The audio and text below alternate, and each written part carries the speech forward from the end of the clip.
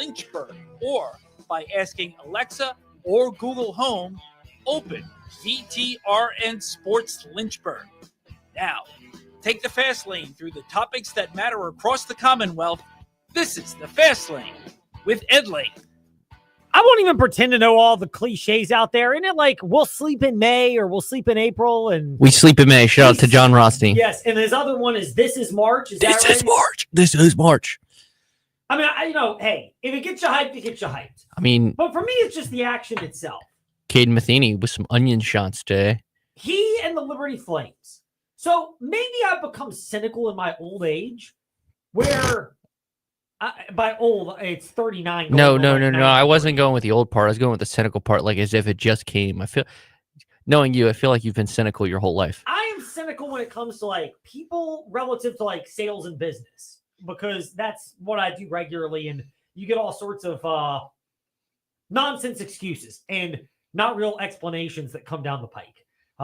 Those are the best. But what, by the way, of course, time to take a detour in the fast lane. There's a good chance that one day I will just compile some of the emails I've gotten with the background stories, of course. I'm going to redact the names. See, you may think that I would out you, but I'm actually not going to out you if you sent one of these, because I don't really like to give credit to any business at all that's not partnering with us. Shout out to Amy Trask, friend of ours, former Raiders CEO. She and I are on the same boat. No freebies. So even if you've wronged us, I'm not mentioning you and your business, because no free publicity here in the Fast Lane. If you want it, hit us up. FastLaneEdLane@gmail.com and FastLaneEdLane, Facebook, Twitter, Instagram. But one day we can have fun with that segment. But back to the task at hand. There is a level of cynicism that may have come out, and this is not a bad thing. I wasn't panicking when the Liberty Flames were down by as many as 14 points against Kennesaw State. I've seen these type of things before, and we've seen them as basketball fans, where you face these large deficits. And if you can cut it to single digits at halftime, you got a chance. A couple other things that jumped out to me about the Flames. First of all, no doubt about the resilience. More on that momentarily. But they weren't losing in a game where it was a defensive slugfest and nothing happened. They were, it seemed, getting good looks. It's just that shots weren't falling for them, and they were for Kennesaw State. It doesn't always regress back to the mean within a basketball game.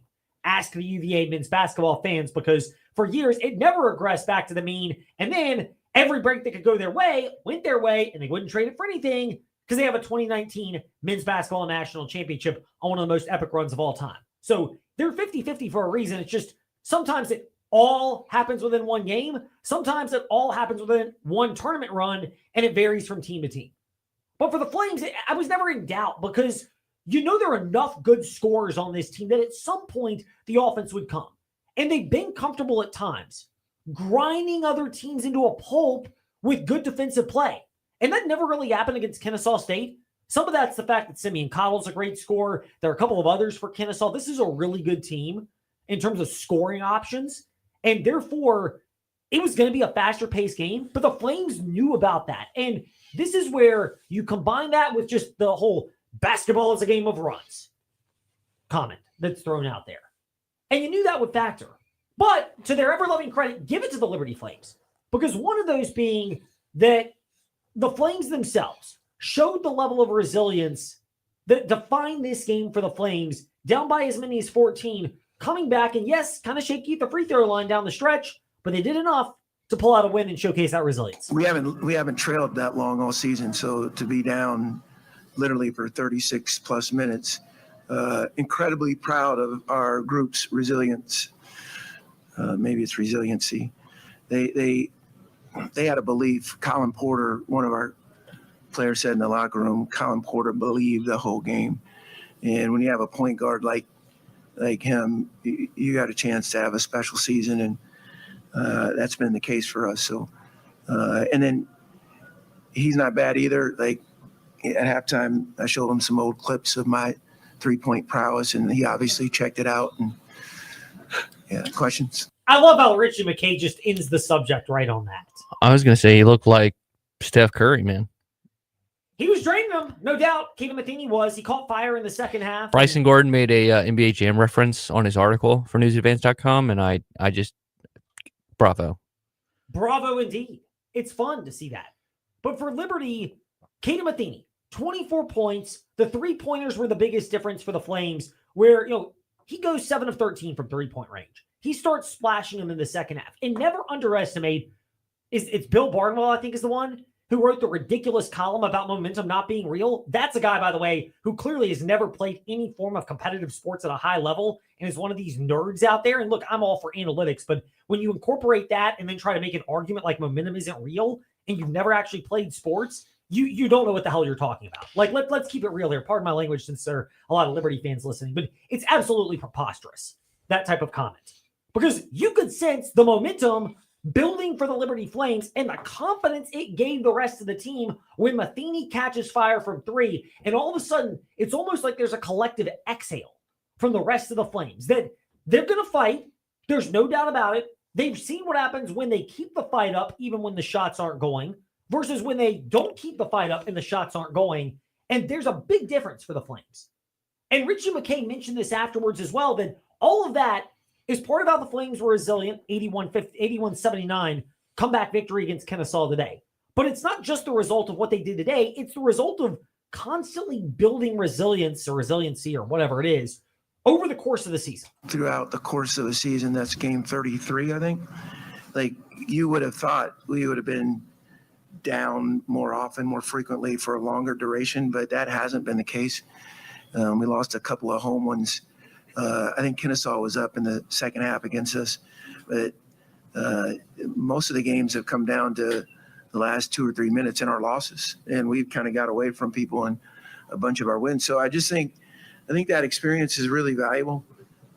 We hope to keep playing, and I think anytime you solve that equation, it's you probably make a deposit in the confidence bank that you can do it again. Yeah, I mean, if you're Liberty, you do. And you mentioned the deposit bank, and it sounds cliche, but it's building upon what you do consistently again and again.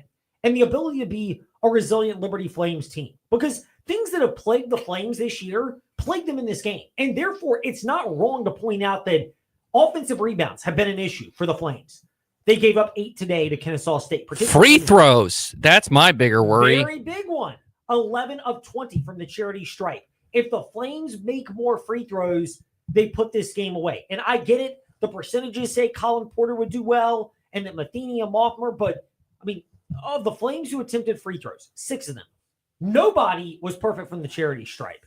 And 2 of your more reliable ones, Porter and Peter, go combined 3 of 8 from the free throw line. It is a real concern for the Flames. So it's worth pointing that out. But it's also worth mentioning they show resilience in spite of that. They continue to fight, and it's how they've overcome what are obviously some limitations and concerns for this year's team. And if you're a Flames fan, you can exhale, you can enjoy this for a brief moment, but this is kind of the beauty of March, where you've got these moments, you've got these memories, you can get really excited, but inevitably it's building toward the next moment. And for Liberty, it's against a to-be-determined opponent, or maybe one that has just been determined based upon your reaction. Well, so Middle Tennessee tied it, and then they missed a free throw to take the lead, and then Jacksonville State just got fouled heading to the line to take the lead with, I think, 20 seconds left. Hence why I, under my breath, said foul. Also, shocking breaking news. Yes. Beep. Cooper Flagg not playing tonight. Oh, my God. No way. Beep. I was going to say one factor, and I think momentum is part of this, but it just looked like Kennesaw State just lost so much energy late in that game that I guess this format, we kind of got proven wrong about this format a little bit, because Kennesaw State looked tired at the end of the game, whereas Liberty did not. And that one day off in between games where it gave Liberty the slow start, it gave them the better finish. So luckily, the slow start, they didn't get too far away, but ultimately it allowed Liberty to get back in the game. And then late in the game, they just looked like the fresher team. Yeah, that's a part of it, Trey. And I do believe there's... But I agree with you about the momentum thing.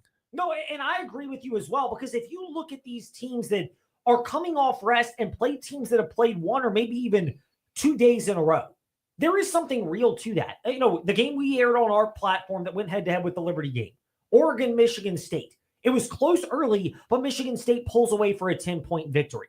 in that particular contest. That's one of the examples that comes to mind. But you see this often in a game where another team played more recently, and Kennesaw played yesterday. Liberty played just on Wednesday. So Kennesaw has played more recently than the Flames. That's a very reasonable part to this. There's some element of adrenaline that will keep you going for a long time, but there are these little things that add up. And for all the Flames' issues with offensive rebounds, they gave up 8 to Kennesaw today. Free throws, they're 11 of 20 from the line. The Flames ultimately showed resilience. They made enough free throws. They were heads up enough to know how to milk the clock. They got a little fortunate on a potential backcourt call where Colin Porter just barely gets it over the half-court stripe. They had not much time. But all of that paid dividends for the Flames, and it's what sets them up now, Trey, with a chance to win the Conference USA tournament against a team that we will figure out more about momentarily, Jacksonville State and Middle Tennessee. Yep, 70-68, 14.1, and good news, Ed, they're at the monitor. That's my favorite. So will the result happen before we have to get to Dave? We'll find out. And we will. If you're the Flames, a lot of it, though, is about what you do. And if there's one thing you can say about the Flames, and we preach this all season long. I don't know if you want to call us Pastor Ed here, but whatever. Preach this all season long. Trey and I, and or anybody who's been with us in the fast lane. The Flames, one of their key things is the level-headed approach to the team. Here's what Colin Porter said. After an electric second half, where it almost sounded like he was more exhausted and relieved than he was satisfied. I mean, yeah, absolutely. But we know our end goal. It's not just to make it to the championship. We want to win it, obviously. And yeah, we're going to suck this one in for a little bit, but got a quick recovery for tomorrow. So can't really relish in that excitement, like you said. But yeah, quick turnaround, and we'll be ready for tomorrow. That's the big thing for the Flames is they win, they embrace it, but they're moving on to tomorrow. And Trey, this is March. We sleep in May, or whatever those John Rothsteinisms are that are out there. And he's actually got some really good quotes, including our Finish Strong Friday quote at Fastlane Ed Lane, Facebook, Twitter, Instagram. But I mean, look, this is what it is about. Your intention-filled ball games. We got some feedback that came in, and it always cracks me up because our resident guardian of the game, Shannon, of course, as the Flames are down. Why does the pack line defense always break at the end of the season? I don't know if you just say it always breaks. It's just there are multiple factors. I think one of the big things, whether it's the NFL or elsewhere, hold on just a second, is if you've got multiple ways to win, it pays such big dividends, and it did for the Flames today. I just watched maybe the worst final possession of a basketball game I've ever seen. Middle Tennessee had like 11 seconds left, and they didn't get off a shot, and they lost. Okay, Trey. So Jacksonville State Liberty in the final. Well, thank you for that update, Trey. Time to take a detour in the fast lane. I know, we're really good at this. Why? Like, why? When you're down in a basketball game, there's this obsession and fascination, not with getting the best shot, but with getting the last shot of the game. That part I get, but I mean, just shoot it. When you get a good shot, shoot. And then I know the novel concept. You might be able to win with good defense after that. Oh my goodness. Did I just throw a novel concept out there that nobody could have ever figured out? Hey, maybe you play good defense at the end. Now, I get it. If you look at a lot of these basketball games right now, and if you're a betting person, and maybe we are here in the Fast Lane, we are getting our usher on for just a brief moment. There are a lot of games that go over the projected point total, and part of the reason is they'll set them higher than normal because people love to bet overs, but they still creep over the total because fouls happen late in games, and you get a lot of close contests. So that is the reality. But part of this is also the reality that offense is good. But here's the thing. When you get deeper into the season, if you're worth your salt, play good defense. Like, get your good shot off. Make sure you have a chance for it to go in. If it doesn't, maybe you get a tap out. Maybe you get an offensive rebound. Maybe you get another chance if it doesn't go in the first time. Maybe if it's a 2-point game, since a lot of these teams aren't great at free throws, you foul and you get another crack at a game-winning shot. There's so many things that could happen. But this obsession by not-so-great scorers who think they're the next LeBron or Michael Jordan, even though they're not going to be, they have this dream in their head that that's what it's going to be, and the only way to go down is by hitting the game winner on the buzzer. This is not football, where you are running the clock out to kick the field goal on the final play. And in the pros, if you got a field goal kicker worth his salt, he'll make it from 50 yards in, probably realistically 55 to 60 yards in, the way these guys have legs today. So you get in makeable field goal range, and then you just bleed the clock down. It's not that type of a guarantee where you got a 99% chance of converting. You know, the free throws, three-pointers or even layups, most of these guys shoot under 50%. I know, novel math here for guys that need to know it if they're getting NIL money. But novel math for a second. You have less than a 50% chance of making the shot anyway, in all likelihood. So why not go ahead and get your shot off and then play good defense? I know, my mind might have been blown. Speaking of Dave Walls, he'll blow our mind with some great insight next in the Fast Lane. And then on the news of Cooper Flagg not playing, Luke Hancock of the ACC Network, 540 today here in the Fast Lane. We are making it happen at the Used Car Superstore on the Sheeler Motor Mile, your premier used car dealer serving Southwest Virginia and surrounding areas for over 50 years with the best selection, value, finance options, and exceptional service. Plus 900 pre-owned vehicles all in one location. Volume selling means volume pricing, and we've got the volume. The Used Car Superstore is your one-stop for most makes and models. Cars, trucks, vans, SUVs. Many have miles in the teens, remaining factory warranties, and some are even local one-owner vehicles. Plus, Sheeler owns the finance company. Getting approved for credit is easy on the Motor Mile with finance options for every budget. 900 used vehicles in stock now. More than any other dealer in the area. Hurry in for straightforward pricing and more inventory arriving daily. Why wait? Make it happen at the Used Car Superstore on the Sheeler Motor Mile, your premier family-owned car dealer serving Southwest Virginia and surrounding areas for 50 years. I-81 exit 118C in Christiansburg. Call 866-SHEELER1. Always open at Sheeler.com. Welcome to the Villas at Oakwood. Our stunning community offers spacious, modern, wheelchair-accessible villas with top-of-the-line amenities. Enjoy views from the peaks of Otter from your patio home. Connect with neighbors at our exclusive clubhouse. Discover your dream home today. Experience the maintenance-free lifestyle that you deserve. Visit us behind the Bedford Memorial Hospital, online at thevillasatoakwood.com, or just contact Robin Lee Sage at 434-238-4477. Hi, I'm Chuck from Aquatrack Adventures in Salem. The Virginia Talk Radio Network and InsaneRadioDeals.com have helped our company grow by sharing our company's message throughout Central and Southside Virginia. The gift cards and experiences sold on InsaneRadioDeals.com have brought us many new customers. If you're a business that wants to grow with a message that resonates and gets results, I highly recommend InsaneRadioDeals.com and the Virginia Talk Radio Network. Simply put, it works. It's natural to wonder why you should consult a legal advocate after a serious auto accident. The reason is personal injury cases are complex. Hi, I'm Randy Trost with Trost Law. Filing a claim isn't just about filling out a form and waiting for a check in the mail. Most accident resolutions require intricate knowledge of Virginia's personal injury laws and experience working with insurance companies. That's where Trost Law will help. Call us at 777-HURT and visit trostlaw.com so we can do the work to obtain the best result for you. Depressed about your favorite sports team? Well, VTR in Sports is presented by the perfect relaxing beach house vibe. 801 Raw Bar on Church Street in downtown Lynchburg.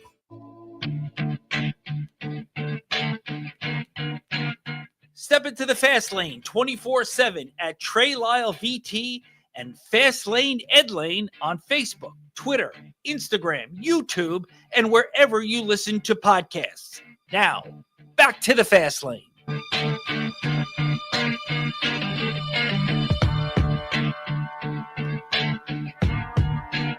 So obviously the big story that is of the most immediate attention today here in the Fast Lane, not anything yet with the UVA men's basketball coaching search. Honestly, that's not going to likely transpire for another couple of weeks just because of candidates in the NCAA tournament. Not that interviews won't take place. They are, and they will, and back channel discussions and all the fun things with a coaching search. But it's more about the finalization of that. And, look, let's obviously do some math here, but 16 teams will remain by next Sunday after you've heard all of March Madness, the games we have today, tonight, this weekend, and of course the entire NCAA tournament on the VTR and Sports app. But after next Sunday, there'll be 16 teams left. So the just raw percentages that the odds are that there will be some clarity on that. So that's kind of where we'll be monitoring it. We're not going to drop off the field on that, but it's why part of it today, and Liberty was in a thriller over Kennesaw State, but that's a big part of the reason why that discussion is at the forefront of our show today. And we always welcome your feedback. Fastlane Ed Lane, Facebook, Twitter, Instagram, and where we lead our discussion now with ABC 13 WSET reporter Dave Walls, who's with us in the Fast Lane. Dave, quarterfinal action for the Liberty Flames men's team with Richie McKay's squad and the Lady Flames with Kerry Green's group. Not all that climactic. Today, a much different deal for the men's basketball team. Women will play this evening. 14-point deficit. Did you ever have the feeling that Liberty would claw back and that they would actually be able to pull off the comeback and hold off Kennesaw down the stretch? Yeah, hey, Ed, to be honest with you, I didn't get those feelings until really the comeback started. You know, LU was hanging in there, but they weren't making up a lot of ground. I mean, you remember with about 10 minutes to go in the second half, this was still a 14-point game. And you start to go like, gee, they're going to have to really get hot if they're going to make a comeback. And through, 30 minutes of it, it had been Kennesaw who was making the extra play, was making the extra shot. And there were times in this one where I'm like, maybe I should just get ready to go into work and start to think about, how to write the story of how they lost, came up short here. And then, boy, that last 10 minutes was probably some of the most exciting basketball I've seen from the Flames all year, where big-time players stepped up. Caden Matheny, 24 points. And they take the lead of, 3 minutes ago, something like that. And they're able to not only survive those tense final couple seconds where there were some missed free throws and some fouls, but they were able to finally put away a Kennesaw team that, frankly, even the first time they beat them, the Kennesaw has just been a thorn in LU's side, and it almost feels like this was like the boss battle. In the middle of a video game that you didn't expect. They constantly knock you back, and finally you overcome them. It's got to be a relief. And I think, moving forward, the only thing Richie McKay now has to make sure of this is not the emotional climax to this tournament, that this team is still, they don't lose a step, from an adrenaline dump or anything like that going into tomorrow night. I don't think they will, but still, wow, what a final 10 minutes of this game. Dave Walls, WSET, hanging out with us today in the Fast Lane. You mentioned the emotional peak that would come from a comeback like this. The players afterwards speaking, and we touched on this at the beginning of the Fast Lane today, but they're pleased with it. They want to take a moment to embrace it, but they don't want to take too much time. How much of this boils back to the fact that you've got a coaching staff led by Richie McKay and senior, and upper class leaders, Caden Matheny, Colin Porter, Zach Cleveland, the guys who've been around multiple years, where that even-keeled approach lends itself to the Flames being able to enjoy it for a moment, and then, with all due respect, you flush it because you got a bigger prize Saturday that you want. I think that goes a long way, because I think if this team is a little younger, I think you get that emotional dump after a game like this where you go, oh my gosh, we won the thriller. That's fantastic. And it takes a lot. It's hard to explain if you haven't been there, but it's that longer, okay, now we got to get ready for our next game. The harder that emotional dump is after the win, the longer it's going to take for you to get back up into that uber competitive mode that you're going to have to be for a conference championship. So I think these seniors know what it takes to rebound, the celebration. I'm sure once they get it out in the locker room, the next game starts right away. And that's honestly the answers as a coach you love to see and you love to hear, because it means your team is focused on not just winning the semifinals, but winning the whole thing. Yeah, that's the big thing for the Liberty Flames. You want to get to that particular point, the way you play a battle. They're not all going to be easy when it comes to March Madness in this time of year. The other part to this is there was never panic from the Liberty Flames, even when it wasn't going well. How much of that maybe was attributed to the fact that, they were scoring, but they hadn't gotten Caden Matheny hot. And we saw in the second half when he gets hot and what you can get out of Talon Peter, that all of a sudden the offense can come to life the way that it did. I was thinking about this during the game, and to me, it brought me back to what Richie McKay sometimes says, when we're interviewing him post-game. If Liberty wins and say, oh, wow, your team shot well tonight, they don't base their wins off points. What kind of shots did they get? Did they run the play the correct way? Did they get the looks that they wanted to look? Win or lose, if Richie McKay likes what he's seeing as far as formations, shots, execution, communication, then he is good with the result no matter what happens. And if you look at this game today, a lot of those shots weren't falling, but for the most part, I believe they were the shots that the team was looking for. We didn't see a lot of unforced errors, really. It was just a lot of shots not falling and Kennesaw capitalizing with some fast breaks and some hot shooting of their own. So I think when this team said, okay, well, the shots aren't falling for us, but we're making the right plays, they had the trust and confidence in themselves to just keep going, keep working. So that's why even, when some might doubt them, when they're down 14 points at 10 minutes ago, they hung in there. They said, we're still doing the right things, keep working on it.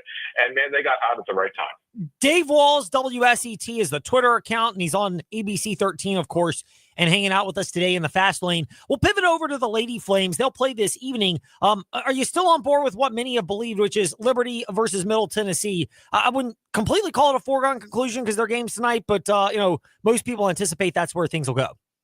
Yeah, I have to think that's where we end up because if you watch Conference USA Women's Basketball, I don't want to say shocked because we all know how good this Liberty team is, but let's be honest, Middle Tennessee has dominated this conference for the last 2+ years. As good as Liberty has been, it seems like whenever they've gotten to Middle Tennessee State, the Blue Raiders have that extra gear that LU hasn't been able to find. And then right at the end of the regular season, boom, Flames come in and they dominate them in that game. I mean, it was, I really try not to bring up the Eagles in March, but it felt similar to what the Eagles did to the Chiefs. Nobody had really touched the Chiefs, and the Eagles kind of gave them that punch, and that set them back. That's what happened to Middle Tennessee. So I'm sure Middle Tennessee's got that final circled if LU makes it. And I'm sure LU does too, because they want to prove that it's not a fluke. And I can't wait to see these two teams match up one more time. Everybody's got to take care of business today, but I think that's where we're all expecting it's going to go. Dave Walls, WSET, that's where you find him on Twitter as well as ABC 13. And Dave is with us here in the Fast Lane. We're at Fast Lane Ed Lane, Facebook, Twitter, Instagram, YouTube, and wherever you listen to podcasts. Pivoting off of the Conference USA tournament for the men's and women's with Liberty in both of those, and looking at the ACC right now, it was a disappointing end of the season for Virginia Tech and for the Virginia Cavaliers. Is there one thing that's good about that? And we touched on this on an InsaneRadioDeals.com fast take. And that good thing being that you got clarity. For Virginia Tech, you got to invest for Mike Young because he even mentioned that was one of the things, just a lack of overall talent on this year's team. And then, of course, for the Virginia Cavaliers, knowing that as admirable of a job as Ron Sanchez did, and it was a really tough hand to play, they need ultimately, it seems, to have a reset up there in Charlottesville. Yeah, I think you put it right there. First for UVA, as much of a downer as it was for UVA this year, Ron Sanchez basically picked up the old dead man's hand in poker. There's no right way to play it. You're probably going to lose. And he got them to a near 500 record. But it's time for the team to have a reset because it's clear there were some winnable games out there that, quite frankly, you do a couple things differently here and there, and you're talking about a team that's got a better seeding in the tournament, at least finishes up with a winning record. And then I think that's that margin of victory that, UVA fans will look back and go, gee, maybe we should have done this or that. So, again, Ron Sanchez did, I think, as good as anyone could do in that position, but it's time for the reset. And for Virginia Tech, Mike Young has been there before. He has gotten the ACC title. He knows he needs more talent. For the talent, to do what they did, I thought their last couple games this year, in the regular season and even in that double overtime game, I thought we saw some players really develop nicely. You get some good output as well. It's not enough to compete with that upper echelon of the ACC. And I appreciate Mike just saying that, rather than trying to sugarcoat and say, oh, we were young, which they were, but, we were young, we didn't do this and that. No, we're not good enough. We have to do more. We have to bring in better talent, and we have to go forward from there. And sometimes that's just refreshing to say, like, you know what, we're not where we need to be. This is what we need to do. Boom, let's go. And so if I'm a Hokie fan, I lean into that and I go, okay, at least a bit of truth. I can get behind that. Speaking of not good enough, and there are a lot of ways you could go with this, but the one thing that was good that we saw over the last week is the coverage that you were able to provide on the very interesting situation with the runner at Brookville who was hit in the head by the runner for IC Norcom, and that happened a little over a week ago, and you had great coverage at Dave Walls, WSET on Twitter. We commend you here in the Fast Lane for whatever our opinion is worth, about 2 cents, for just the journalism work you did getting to that story and bringing it to everybody's attention. Just first of all, your background on how you became aware of that story and then followed your journalistic senses to take it the direction it ultimately took itself. Well, I appreciate the compliment, Ed. I am friends with the track coach at Brookville High School, and he alerted it to me that evening after it happened. Said, you got to see the video of this. And once I saw the video, I knew I had to report it, because I don't know that I've ever seen anything like that, not just in track, but such a deliberate act. Not, because we can see late hits in football, little shoving matches in basketball. This is, using a piece of metal that is used. I mean, it'd be the equivalent of a baseball player in college taking the bat to the mound to start a fight and swinging that. People say, oh, the baton is hollow in the middle. Yes, it's still metal, and she got hit from behind. And so, talking with the family, and to be honest with you, the Tuckers were initially hesitant to talk on camera because, this isn't something that they want their daughter to be known for. She had already won a state title in the 55-meter dash. She was just trying to go out there and compete with her team. She talked extensively about how much she loves her team. But, for me, this was an important story to do, to make sure she got justice, because the thing that had stuck out was at that point in time, on the day of the event, nobody had reached out. So if this is an accident, why didn't the coaches come over? Why didn't the athlete come over? There was none of that. She had to reach out to the mother had to reach out to the VHSL. And it wasn't until maybe right before the interview that the mother had spoken with the father of the girl involved to get any sort of apology. And to this date, I don't believe the coaches have ever apologized to Norcom. So I think this was a story that needed to be elevated. I don't know that anybody saw it going national the way it did, but, it's not to glorify bad behavior, but rather, this is something that happened to this girl that, should never happen to any high school athlete. If you're a parent, you want to make sure, that there's a precedent set here with some sort of punishment. So that way, that your child hopefully will never have to experience this. Yeah, I mean, that's probably the most, I don't know if you call it harrowing part, but the wildest part is just that there's so many angles of which you could not foresee this thing end up going. We couldn't have seen this necessarily taking off on a national level the way that it did, Dave. At what point did you realize this story had legs beyond even our greater Virginia area? The story of the Brookville runner who was hit in the head in the relay race in the indoor track and field competitions at States by the IC Norcom runner. It happened very quickly. I knew that, like our sister ABC stations around the state of Virginia would pick the story up because it's a state meet and affects more regions other than just Lynchburg. But the fact that I heard back so quickly from other athletes, my Facebook page went absolutely insane. There are former Olympians who are commenting on it, and when that started happening, it got picked up by other sources. I mean, before the week was up, I was talking with Good Morning America in New York and, giving them the background of the story, and they did their own interview and did a great job. You can look for that as well. But again, it was never about me, and to be honest, to a small degree, it wasn't necessarily about the Tuckers, but it was about, again, if the VHSL is about keeping kids safe and giving them avenues to compete, which I have no doubt they have every intention of doing so, then why was there no action taken to protect Tucker after the incident? Yes, the Norcom team was disqualified, but nobody came up to apologize from the Norcom staff or the athlete themselves. And it took the mother reaching out to them in order to sort of put any sort of investigation into place. And to me, that was unacceptable. So I don't hope for, harsh punishment. I don't want the other girl's life ruined, no matter what I think of the act she committed. But again, to me, it's about, setting that precedent and make sure that if any other athlete, is thinking about losing control like that, they know that, they will pay for their actions, and then hopefully other athletes will be protected because of that. Dave Walls, the journalistic greatness that he's put on display, particularly shining over the last couple of weeks with that story of the IC Norcom runner and the relay baton that she swung and hit the head of the Brookville runner. And obviously there are different accounts of it, but Dave has done a great job bringing that to us, as well as his insight at Dave Walls, WSET and ABC 13. Dave, great to be speaking with you. We're always glad when we can catch up with you. Thank you for making some time for us today, and we look forward to chatting again soon. Sounds great, Ed. Have a great weekend, and we will talk to you next week, hopefully. Indeed. Dave Walls, ABC 13 WSET, with us in the fast lane. Off of the Liberty Flames discussions that we've had, and to a little bit more on the Virginia Cavaliers and Virginia Tech Hokies. Plus, what to expect tonight in the ACC tournament semifinals. Roanoke native and analyst for the ACC Network, Luke Hancock. We'll catch up with him next here in the Fast Lane VTRN Sports app, 93.3 FM. Ask your smart speaker, open VTRN Sports and VTRN Sports on Facebook Live and YouTube. We're here with Colt from We Fix Stupid Computers. Colt, to go along with your residential or individual walk-in services that you offer, you also do a lot of business IT support. How about you discuss that, and what specifically do you do to help businesses in the area?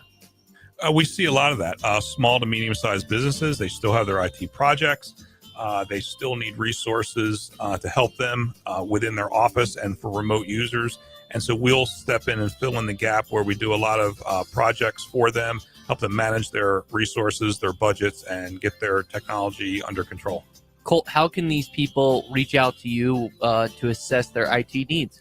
Call us. Our number is 434-525-8590. Our website, wefixstupidcomputers.com. We're on Facebook. And our office is here locally, 14690 Forest Road, right next to Scott's Cabinet on 221. Mark Dalton here with Terry Volkswagen. Get ready to fall head over heels for the perfect VW SUV.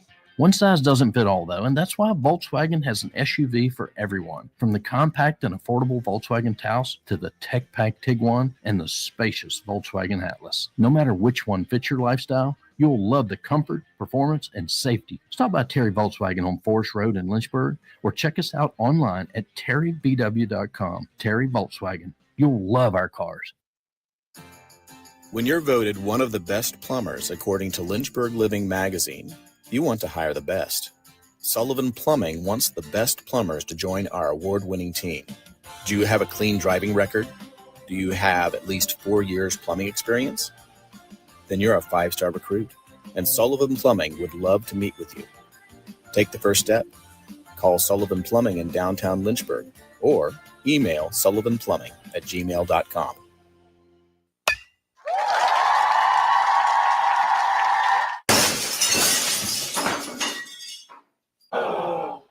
When the thrill of playing ball turns into the agony of a broken windshield or car window, contact Apple Auto Glass. Your local auto glass repair shop on Allegheny Avenue in Lynchburg. Apple Auto Glass provide a professional assessment with the honesty from your neighbors, so you can get back to sharing the great moments this season. Guests are great, except unwanted guests. At Specialty Exterminating, we know the difference. Hi, I'm Sabrina Kennan with Specialty Exterminating. We help you keep unwanted pests out of your home. Now we can keep those reptiles away. Our new reptile repellent is the perfect add-on for your pest prevention service. It's pet and people safe, so it's perfect for any homeowner, especially pool owners and homes in wooded and rural areas. Call us so we can repel the reptiles. Specialty Exterminating, your pest prevention partner since 1979.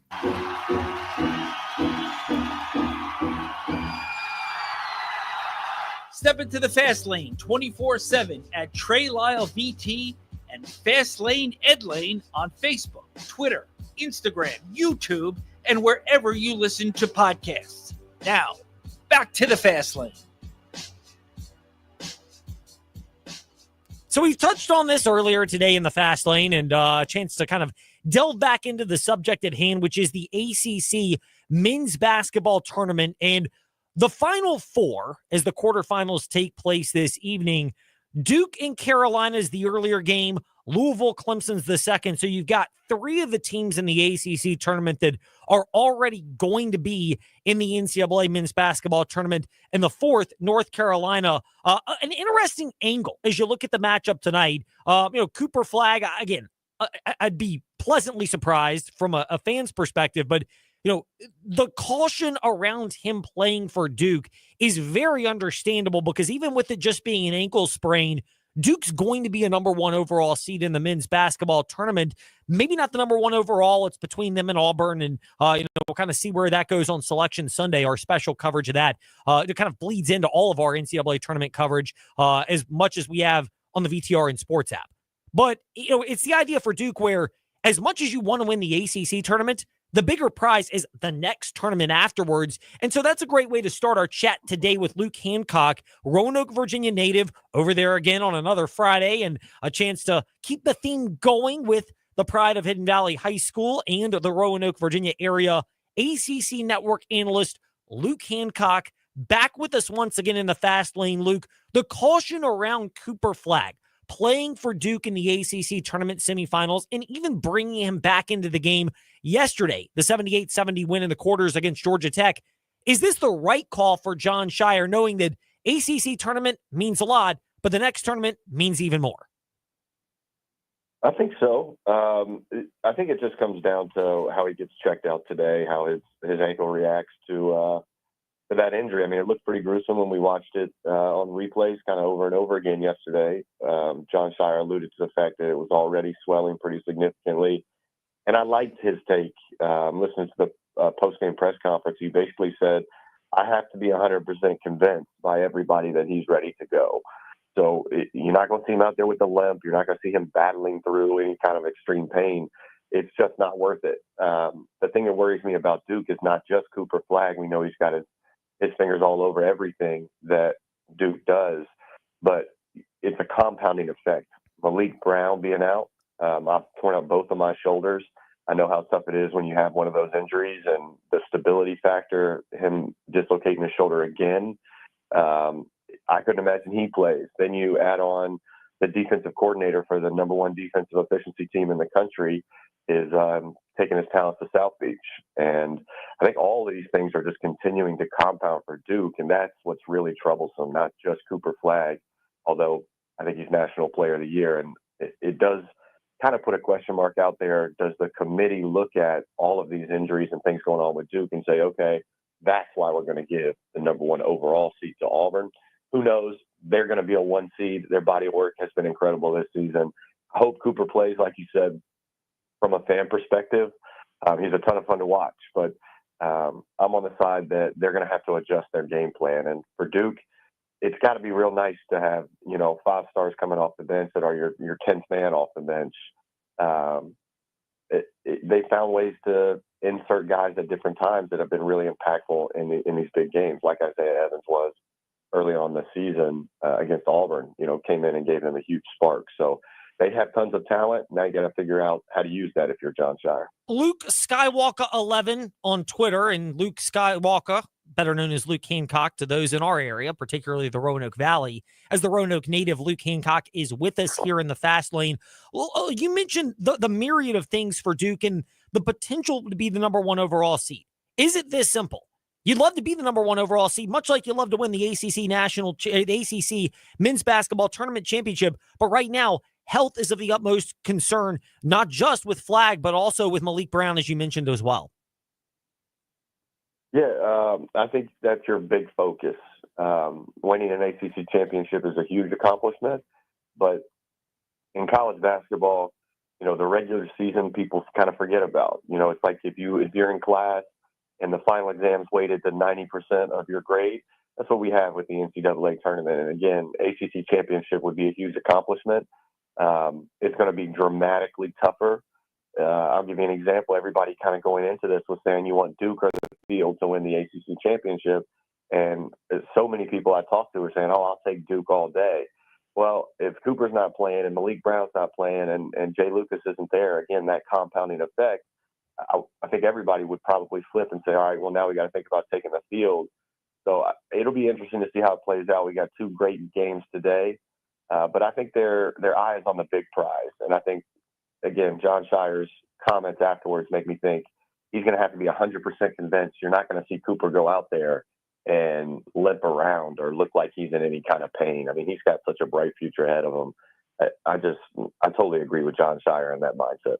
The other angle to this matchup tonight, Duke, Carolina. It's in Charlotte. It's a, quote, neutral site, and it probably will be because, Duke and Carolina both bring very good fan bases regardless of the setting in which they play. What's the urgency level, and is it reasonable to say that there's pressure on North Carolina that, the win against Duke may not age well if they're not at full strength tonight, but they also have a very good opportunity against a Duke team where, maybe the Blue Devils do have an eye beyond this game, whereas for Carolina, they've got to be all in to have a chance to get to the big dance. Oh, come on, man. Absolutely. UNC's going to go into this one and say, our tournament life is on the line. We have to find a way to get this done. If I'm Hubert Davis, that would certainly be my approach. RJ Davis has to be the man. He has to lead this team in multiple ways, not just scoring the basketball. UNC has been in this position a couple times with Hubert Davis where they've been on a really rough streak and then they turn it on. I've had, they go to the national championship game that season a couple years ago, 2/3 of the way through that year. I'm saying, man, I don't think these guys are even going to make the tournament. And they turn it on, had an incredible run down the stretch and really ran through Duke a couple times late in some huge, huge games. So I think UNC is going to go into this with that mindset. We have to win. And again, it's all the compounding things going on with Duke that could affect their game, but also they're going to go watch the Georgia Tech Duke game. They're going to go see, okay, Duke scored 12 points in the first however many minutes in that game, and Georgia Tech was completely in control. They're going to come out with the next level physicality that I don't think we've seen in a while. And just from a player's perspective, you play a team multiple times, you have any level of success, you see them maybe struggle at a certain point yesterday, UNC is going to come out with their hair on fire. I think this game is going to be absolutely electric. And like I said, to your point, they're pushing all their chips in if they're UNC. We have to win this game. Carolina did not quite finish it off this past Saturday against Duke, but what confidence do the Tar Heels now have going from the blowout in Durham in the early portion of February to a game where they were in it for the majority of the game this past Saturday, and that was a Duke team that, as we've already discussed, was at a much greater health strength than they are this evening? Yeah, I mean, you said it. Just being able to hang in the game for a certain period of time will give you some confidence. But when you go back through, I don't know if anybody played fantastic through the entire game for UNC. And I think their X factors have to be big time in this game. Not having Malik Brown, again, is a huge one. Kama Malawatch is going to be attacked by guys like Van Allen Lubin and Jalen Withers consistently. And if you look at the last 9 or 10 games for Carolina, the thing that sparked them is that front court.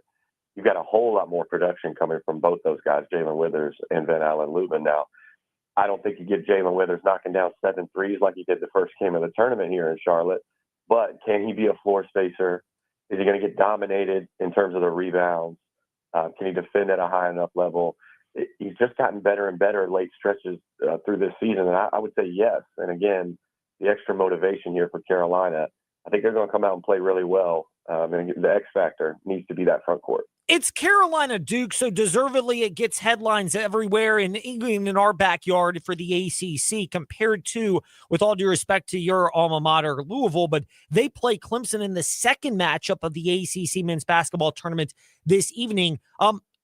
Both teams, before we get into the injuries there, because there's a big one for Clemson, but last night, both of them found ways to win when it was not their best night. The Cardinals of Louisville over the Cardinal of Stanford, and then Clemson holding off SMU. Even if they don't win this ACC tournament, what value is that for those teams? Just getting that taste of the March Madness edge and finding a way to win anyway. Yeah, first off, we have 3 great teams in this league. Now, I think there are plenty of other good teams and tournament-worthy teams. I don't know. I'm not on the committee. I'm not selecting teams, but we're certainly undervalued. We got the 10th ranked team in the country in Clemson. We got the 13th ranked team in the country in Louisville. We got the number 1 team in Duke. This is going to be an elite talent display today. You mentioned the injuries. I don't think I saw Dylan Hunter in our hotel lobby last night. Hand was all wrapped up. That's a piece that comes off the bench, but a big piece for Clemson. All these injuries for these teams is kind of like who can stay healthy enough. Louisville shooter and floor spacer and Rain Smith. I've seen him walking around. I've seen him shoot a basketball, although he's not really, moving and running. I would think he doesn't play. So all these things, these coaches have to adjust their overall game plan. And I think in that Louisville-Clemson game, the first time, it was at the Yum Center, Javon Hadley had 32 and 10 and dominated that game for Louisville. I haven't seen him do that since. Now I've seen him have good games, but not to that degree. So can he be a guy who can attack those Clemson bigs, play on the perimeter a little bit more, and use that speed against the size of Clemson? I would say yes, but they're going to need contributions across the board. I think Terrence Edwards Jr. had a great game yesterday. He's going to need to shoot the ball well and stay in constant attack mode. Chucky Hepburn, great game-winning shot. It's kind of a crazy ending to that Louisville-Stanford game. but they find a way to get it done, as you said earlier. So I think both these teams in a rock fight yesterday are going to want to get their offense flowing a little bit, and both these teams are going to press, how do we shoot it well? I think that's the thing with the flow. How do we get shots up? Louisville shoots a ton of threes. Clemson is the highest three-point field goal percentage team in the conference. So it should be a much higher scoring affair than those two teams had yesterday. The other cool thing, and this is the later matchup, but it's Louisville and Clemson. How excited are you to watch the coaching acumen with two coaches that, Brad Brownell's done it longer at Clemson, but Pat Kelsey's done a great job in year one at Louisville, have really shown that they can get guys that fit their scheme and find a way to coach them, not just up over the season, but even with in-game adjustments. Yeah, I'm a huge fan of Brad Brownell and Pat Kelsey. Culture gets thrown around so much in this basketball world, and I will say these guys have some of the best cultures in the entire country. Pat Kelsey basically, supercharged it in such short order. At Louisville, it's incredible, the turnaround, obviously worthy of that Coach of the Year this year. And then Brad Brownell, I love what this guy has done in picking the most important portal pieces for his team. He brought back some level of continuity, guys like Ian Shefflin and Chase Hunter. But the two guys that are so impactful that he added from the portal, Jaden Zachary and Victor Locken, have really taken this team to another level. I can't wait for this matchup. Again, I hope the offense gets flowing a little bit because these two teams, they're versatile. They can shoot it. They can get up and down. I think it's going to be an absolutely electric matchup. And the coaching chess match, I always love digging in. Yesterday, Louisville was playing Stanford, and Kyle Smith, I was so impressed watching it courtside with all of his adjustments. They're pre-switching screens on underneath out of bounds. Late game there, Chucky Hepburn has the ball. They go send a double to get the ball out of his hands.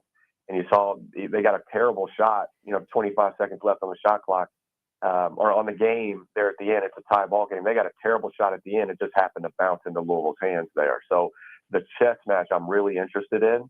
And it's basically, can Clemson control the pace of the game and dominate with the bigs? Because Victor Locken and Ian Shefflin can play inside out. They're very good passing big to big, and that can become a huge problem, especially you look at Louisville's roster. James Scott, he's tall, he's athletic, he's a leaper, but he's not a big plotting center. He's not near as big as Victor Locken. And then, again, Javon Hadley, first time out, he dominated the matchup, but Ian Shefflin's going to watch all that. He's going to be fired up, and that is a big-time player. He is much bigger than Javon Hadley. So I'm probably most excited for that battle of the bigs, but this chess match is going to be awesome. It'll be fun. It's a game worth watching even after Carolina Duke is Louisville Clemson. That's the second game tonight in the ACC men's basketball tournament semifinals. Somebody who's covering it for the ACC network and ESPN, Luke Hancock at Luke Skywalker 11. He's with us in the fast lane. Luke, for Virginia and Virginia Tech fans, there's disappointment because they were both one and done in the ACC men's basketball tournament. There's different tones, obviously, with Virginia officially announcing Ron Sanchez won't be back. Mike Young will at Virginia Tech, but with a greater NIL investment coming. Is there a blessing in disguise? Not that you want to end the season with a thud the way those programs did, but is there a blessing in disguise that it's pretty clear where they need to work on as those two programs try to get back to the point where they're competing for spots on a night like tonight in the ACC tournament? I don't know how much clarity there is. I'll tell you this. If you know hoops, Mike Young did one heck of a job coaching this year. To finish where they did, have the season they did, with the craziness with that roster to start the season, I thought he did a fantastic job. I agree with, not firing a coach and paying him a buyout versus putting that money into players. I think makes a ton of sense with a guy like Mike Young. Just for contrast, to talk about NC State for a second, that buyout was almost $8 million with Kevin Keatts. A year ago, we're in the midst of one of the most historic NCAA and ACC tournament runs of all time. NC State winning that championship and then going to the Final Four. I mean, $8 million. You can put a pretty darn good team together with that much money. I'm probably a little too old school. I would keep coaches a lot longer than a lot of these schools are. But I completely agree with Virginia Tech in keeping Mike Young. And to be honest, I don't think Virginia and Ron Sanchez and guys like Jason Williford, who have been on Tony Bennett's staff for a long time, I don't know if they got a great opportunity. actually, I know they didn't get a great opportunity this year. You think about their roster turnover at the beginning. Tony Bennett says, I'm not going to do it anymore. I'm going to retire a week before season starts. You had guys like Elijah Gertrude get, torn up in a scooter accident. That guy would have really helped this team. How about Jalen Worley, a 6'6", 6'7" guard from Florida State that would have just taken their athleticism so much higher and given them a lot more options. I would have kept both of those guys and seen what they could do in terms of recruiting, but Virginia's a very proud fan base, and they have all the resources to be a great basketball program. So I understand you want to chase perfection, and it's probably guys like Pat Kelsey putting the pressure on these programs with how quickly he turned things around. But I'm definitely in the old school mindset that you keep coaches a little bit longer, and I'm excited Virginia Tech has put more resources into Mike Young versus going and trying to flip that program and find a new place to go. A great way to get a little bit of a look beyond the ACC men's basketball tournament to wrap up our chat today with Luke Hancock, who's been generous enough to join us here in the Fast Lane. Luke, a pleasure to speak with you. Always think about you when we're over in the Roanoke area or when I am over on sales calls, which is about once a week. Thank you for your time in the Fast Lane. We'll keep it locked to Luke Skywalker 11 on Twitter and the ACC Network and ESPN for your insight and coverage. Hey, thanks for having me, man. Always a pleasure. We'll do it again soon. Indeed. Luke Hancock with us here to wrap up the Fast Lane, and a good way to go out and kind of touch on all the angles with the ACC men's basketball tournament, both now and what lies ahead. In the meantime, what lies ahead? A great weekend of sports. So download the VTRN Sports app and ask Alexa or Google Home, open VTRN Sports.